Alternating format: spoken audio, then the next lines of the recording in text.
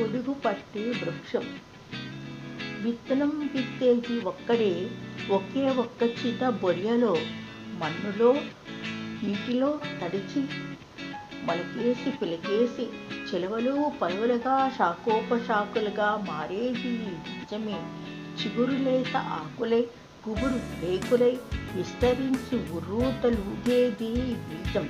ఆవగింత పరిమాణం ఈ బీజం.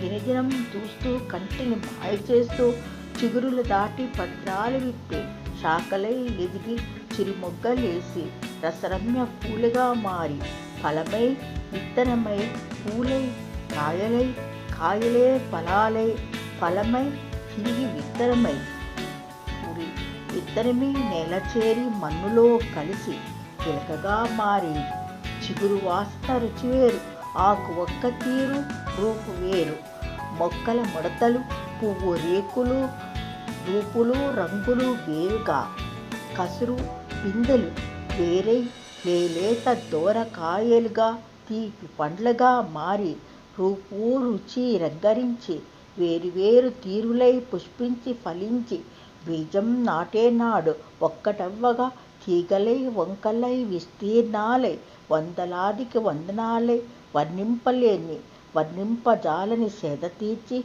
సొగసునిచ్చి పండై కలత తీర్చి ఎండకు వానకు నీడై నిలవై గొడుగు పట్టే ఆకుపచ్చ పందిరి ఈ యొక్క వటవృక్షం.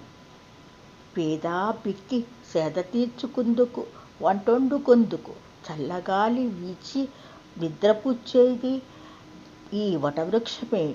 వానొచ్చే వరదొచ్చే ఎండొచ్చే పరుగున దరితేర్చేదే ఈ యొక్క వృక్షం.